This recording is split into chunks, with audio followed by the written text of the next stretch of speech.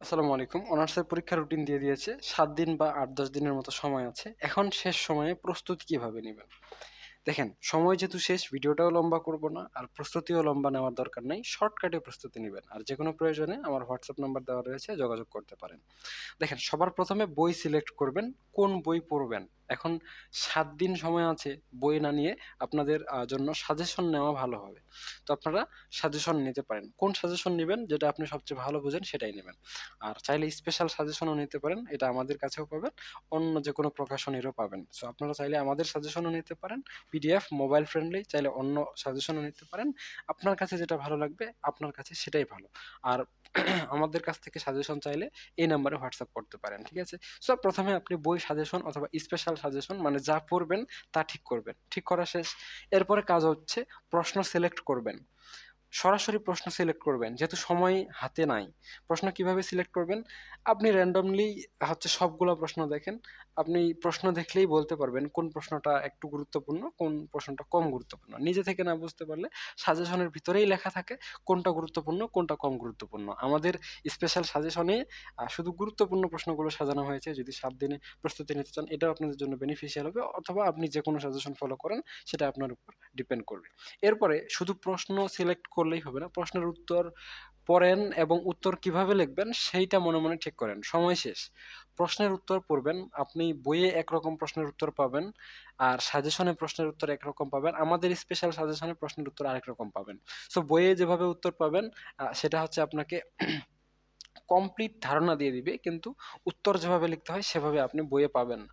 সাজেশনে আপনাকে a complete ধারণা কিছুটা তুলনামূলক কম দিবে। তবে আ পরীক্ষার খাতায় যেভাবে উত্তর করতে হবে সেইভাবে আপনাকে হচ্ছে মানে ব্যাখ্যাটা দিবে না। আপনার ব্যাখ্যা স্টুডেন্টের মতো হইতে হবে।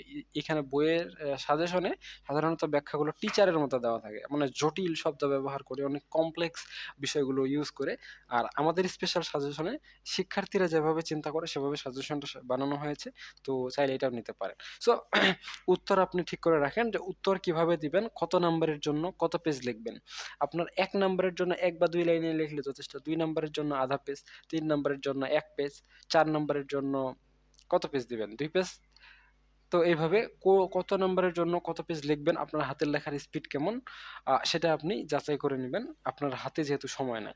আর ৩ নাম্বারে সর্বশেষ লেখেন। হাতে ৭ দিন সময় আছে। এমনটা মনে করার কোনোই কারণ নাই যে এখন যদি লিখি তাহলে পরীক্ষার হলে গিয়ে হাত ব্যথা করবে। আসলে এখন না লিখলে পরীক্ষার হলে গিয়ে আরো বেশি হাত ব্যথা করবে। কারণ আপনি যদি এতদিন থেকে লেখার প্র্যাকটিস না করেন, হঠাৎ করে পরীক্ষার হলে গিয়ে লিখতে পারবেন না। তাই এখন থেকেই লেখেন। হাতে ব্যথা হয় এত বেশি লেখার তো দরকার নাই। ১ ঘন্টা লেখেন প্রতিদিন। ১ ঘন্টা একটানা, ০.৫ ঘন্টা ২ বার, ১৫ মিনিট করে ৪ বার লেখেন। এটা তো পারবেন, না? তো লেখেন, হাতে সময় নাই। লিখলে আপনার রাইটিং ক্যাপাসিটি বৃদ্ধি পাবে, উত্তর লেখার কোয়ালিটি বৃদ্ধি পাবে এবং প্রশ্ন পড়ার আগ্রহ বৃদ্ধি পাবে।